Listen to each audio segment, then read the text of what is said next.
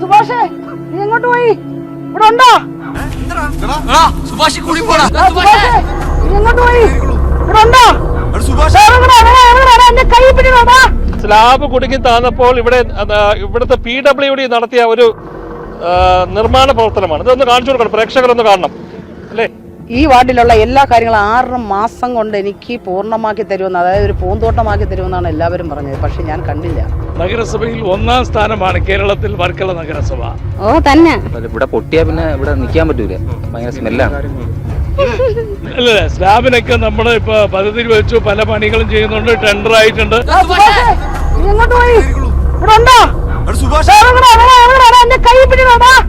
നമ്മുടെ സംസ്ഥാനം ഭരിക്കുന്ന മുഖ്യമന്ത്രി ശ്രീ പിണറായി വിജയൻ അങ്ങ് അധികാരത്തിൽ വന്നപ്പോൾ പറഞ്ഞ ഒരു കാര്യമുണ്ട്. ഓരോ ഫയലുകളും ഓരോ ജീവിതമാണെന്ന് പറഞ്ഞു. ആ ജീവിതങ്ങൾ എന്തായി എന്ന് അങ്ങ് അന്വേഷിച്ചോ? അങ്ങയുടെ കീഴിലുള്ള ഉദ്യോഗസ്ഥർ എന്തൊക്കെ ചെയ്തു എന്ന് ഞങ്ങൾ കാട്ടിത്തരാൻ പോവുകയാണ്. ഞങ്ങളിപ്പോൾ നിൽക്കുന്നത് തിരുവനന്തപുരം ജില്ലയിലെ വർക്കല 19ാം വാർഡിലാണ്. വർക്കല നഗരസഭയുടെ കീഴിലുള്ള 19ാം വാർഡിലാണ്. ഇവിടുത്തെ വാർഡ് മെമ്പർ നമ്മളോടൊപ്പം ചേരുന്നു. എന്താണ് ഇവിടുത്തെ പ്രശ്നം?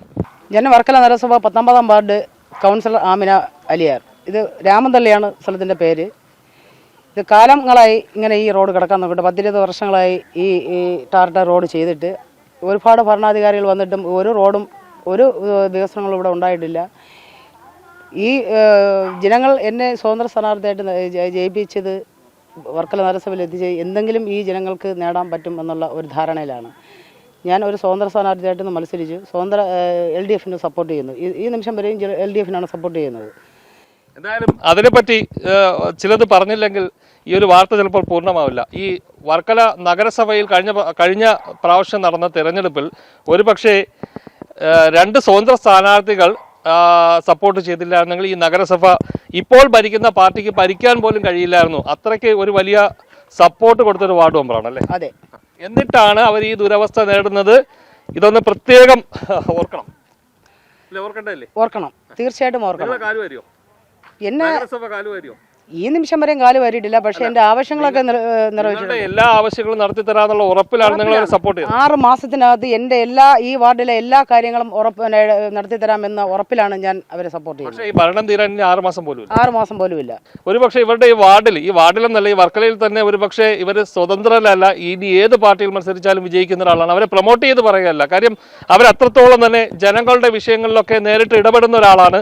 നമുക്കൊക്കെ അറിയാവുന്ന ആളാണ്.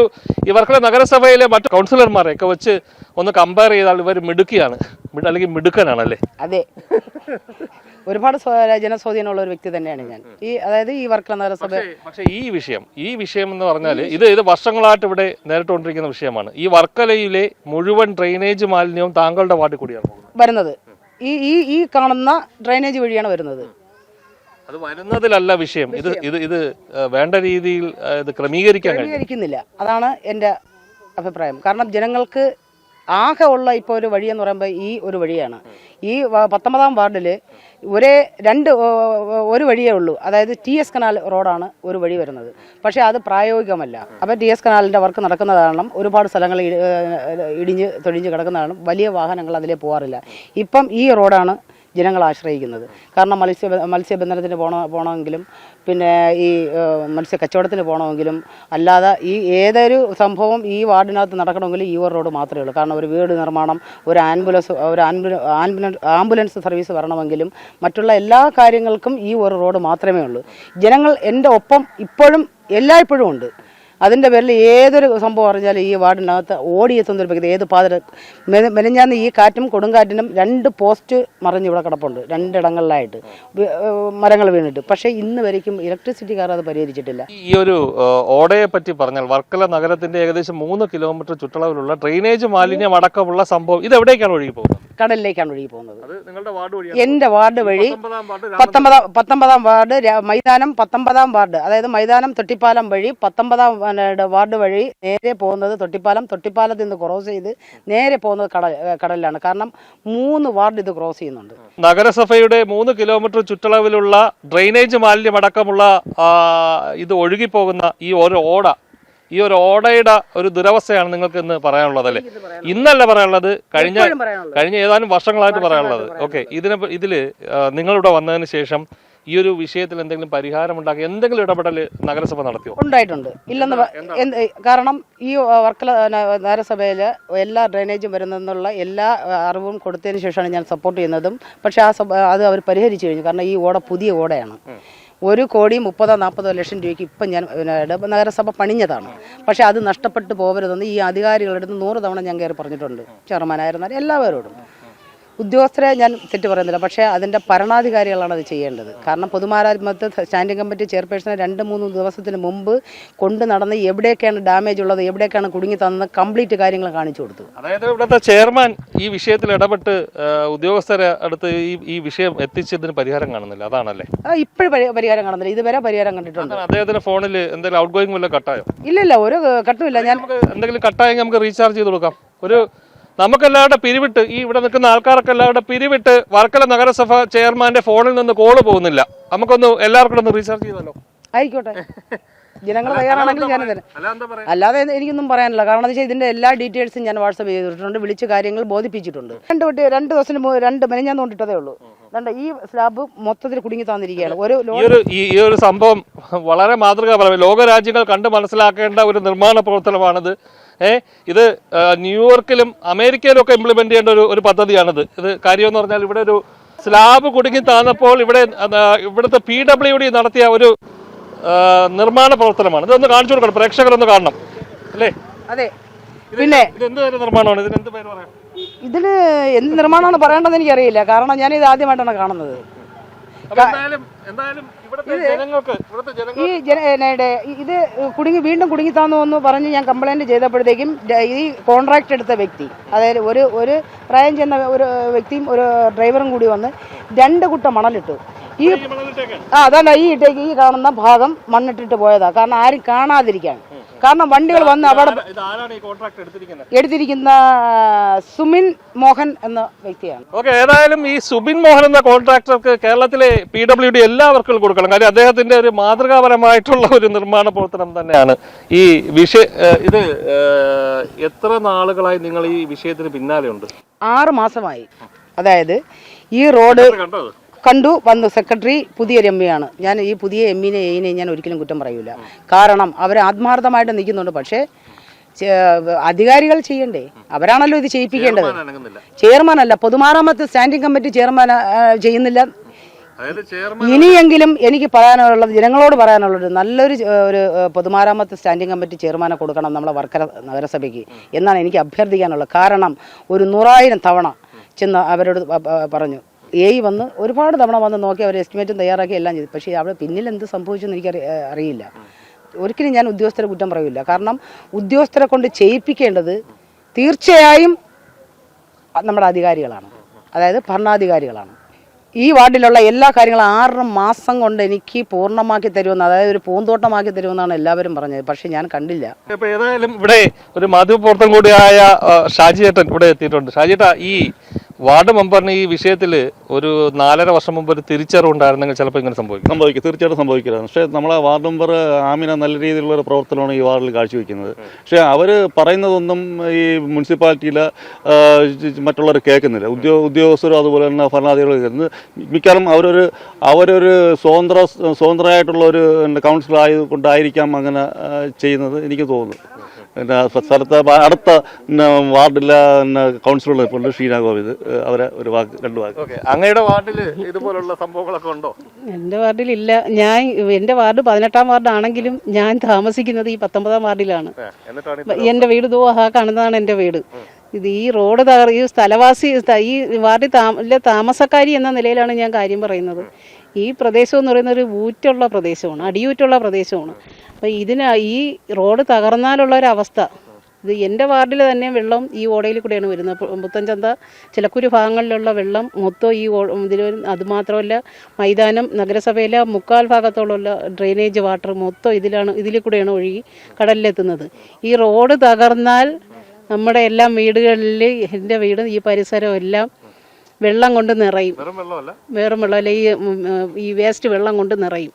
എന്ന് വെച്ചാൽ ഞങ്ങളെ വീടുകളിലെ വെള്ളം വരെ ഒഴുകി എത്തുന്നത് ഈ ഓടയിലാണ്. ഏതായാലും ഈ വഴിയൊക്കെ ഇതുവഴിയൊക്കെ സഞ്ചരിച്ച് വീടുകളിൽ എത്തുന്ന ഒരാളാണല്ലേ? ഇതുവഴിയല്ലേ സഞ്ചരിക്കും? അപ്പൊ ഇതുവഴി ഈ സ്ലാബ് പൊളിഞ്ഞതിനകത്ത് എന്ത് സംഭവിക്കും? വീട്ടിൽ കയറില്ല, മുനിസിപ്പാലിറ്റി വെള്ളത്തിലാണ് വീഴുന്നത്. വർക്കലം മൈതാനത്തുള്ള മുനിസിപ്പാലിറ്റിയുടെ കംപ്ലീറ്റ് വേസ്റ്റ് വെള്ളവും ഇതുവഴിയാണ് കടലിൽ പോയി വീഴുന്നത്. അപ്പോൾ അത് ഇത് അടയുകയോ പൊട്ടി വീഴുകയോ ചെയ്താൽ ഇവിടെ ഒരു ജനങ്ങൾക്ക് മുന്നോട്ട് പോകാൻ പറ്റത്തില്ല. അത് മാത്രമല്ല പഴയന്തലുള്ള വെള്ളം ഇതുവഴിയാണ് വരുന്നത്. പൊട്ടി വീണ സ്ഥലത്തൊക്കെ എന്താ സംഭവിച്ചത്? അതായത് സ്ലാബ് പൊട്ടിയപ്പോൾ അവരെന്താ ചെയ്തത്? പൊട്ടി വീണ് കഴിഞ്ഞാൽ വീടുകളിൽ കയറാൻ പറ്റത്തില്ല, വേറെ വഴി നടന്നു വന്ന് കയറിക്കൊള്ളണം. അങ്ങനെയാണുള്ള ഇത്. വഴക്കും ബഹളവും കേസും കാര്യമായിട്ട് ഉണ്ടായ ഒരു റോഡാണിത്. ഈ പിന്നെ വർഷത്തിൽ 2-3 പ്രാവശ്യം ഇവിടെ വേസ്റ്റ് പാറയും മണ്ണും കല്ലും എല്ലാം കൊണ്ടിട്ടാണ് ഇതുണ്ടാകുന്നത്. ഇവിടുത്തെ വാർഡ് മെമ്പർ അരയും തലയും മുറുക്കി നിന്നിട്ട് പോലും നടക്കുന്നില്ല. ഇല്ല, അത് ഏതെല്ലാം വഴിയിൽ നോക്കിയിട്ട് നടക്കുന്നില്ല. അത് ഒരു സത്യമായ ഒരു കാര്യമാണ്. അവർ കുറ്റം പറയാൻ നോക്കില്ല. അവർ ഇതിന് ബാക്കിയുള്ള റോഡുകൾ ഇപ്പോഴും പണി കഴിപ്പിച്ച് തീർത്ത് മെനങ്ങാന്ന് രാത്രി തന്നെ ഒരു ആട്ടോയായിട്ടൊരു കൊച്ചു ഗർഭിണി പെണ്ണ് രാത്രി ഇവിടെ വന്നപ്പോഴും 11 മണി വരെ ഇവിടെ ഉണ്ടായിരുന്നു. അത് തോരാത്ത മഴ സമയത്തുണ്ടായിരുന്നു. അവിടെ മരം വീണ് പിന്നെ ഇന്നിപ്പോൾ 4ാമത്തെ ദിവസമാണ് കറണ്ടില്ല. തള്ളി എവർ ഉൾപ്പെടെ. ഏതായാലും നിങ്ങളെ ഞാൻ സമ്മതിച്ചു. കാര്യം നിങ്ങൾ ഈ സ്ലാബിന്റെ പുറത്ത് വളരെ ധൈര്യത്തിൽ നിൽക്കുന്നല്ലോ. നിങ്ങളെ സമ്മതിച്ചു, നിങ്ങളെ 3 പേരെ സമ്മതിച്ചു. ഇവരെ പടം നന്നായിട്ട് കാണിക്കണം. ധൈര്യം നഗരസഭയിലുള്ള പ്രതിഷേധമാണോ? ഓ തന്നെ. ഇതിനകത്ത് വീണ പകർച്ചവ്യാധികളൊക്കെ ഉണ്ടാവും. പിന്നെ അറിയോ? ഇതില് എന്ത് തരം മാലിന്യമാണ് വരുന്നതെന്ന് അറിയോ? ഏത് തരത്തിലുള്ള മാലിന്യമാണെന്ന് അറിയാമോ? സെപ്റ്റിക് ടാങ്ക് മാലിന്യം അടക്കം ഇതിലെ വരുന്നുണ്ട്. അതിന് മുകളിലാണ് നിങ്ങൾ ചവിട്ടി നിൽക്കുന്നത്. നിങ്ങളുടെ ധൈര്യം അമ്മ എത്ര വയസ്സുണ്ട്? എനിക്ക് 60 വയസ്സുണ്ട്. ഈ 60 വയസ്സിലുള്ള ഈ അമ്മയുടെ ധൈര്യം സമ്മതിച്ചേ പറ്റൂ. ഇതിന് പുറത്ത് കയറി നിൽക്കാനുള്ള ധൈര്യം കാണിച്ചല്ലോ. ഇത് പൊളിഞ്ഞ് ഇതിനകത്ത് വീണ എന്താ സംഭവിക്കും? ഇത് തൊട്ട് മുന്നിൽ, നിങ്ങളുടെ തൊട്ട് കൺമുന്നിൽ പൊളിഞ്ഞു കിടക്കുന്നു. എന്താണ് പറയാനുള്ളത്? ഇവിടുത്തെ വാർഡ് മെമ്പർ തലയും അരയും മുറിക്കും. പക്ഷെ ഇവിടുത്തെ നഗരസഭ ഇതിനൊരു ചെറുവിരൽ അനക്കുന്നില്ല എന്നാ അവര് പറയുന്നത്. എന്താ പറയാനുള്ളത്? ശരിയാണ്, അതൊന്നും ചെയ്യുന്നില്ല. വഴിയെല്ലാം ഇടിഞ്ഞു കുടിഞ്ഞു കിടക്കുന്നുണ്ടോ ആരും ഒന്നും ചെയ്യുന്നില്ല. മുനിസിപ്പാലിറ്റിയോ ഒന്നും ചെയ്യുന്നില്ല. ഏതായാലും ഇവിടുത്തെ കുറച്ച് ചെറുപ്പക്കാരൊക്കെ ഉണ്ട്. എന്താ പറയാനുള്ളത്? ലൈവ് കിട്ടോ? കുഴപ്പമില്ല. ലൈവ് മാത്രം കിട്ടാൻ മതി. ഈ വിഷയത്തിൽ പരിഹാരം വേണ്ടേ? വേണം. നിങ്ങളൊന്നും ജോലിക്ക് പോയില്ല അല്ലേ? മഴ ആയതുകൊണ്ട് പോയില്ല. എന്താ പറയാനുള്ളത്?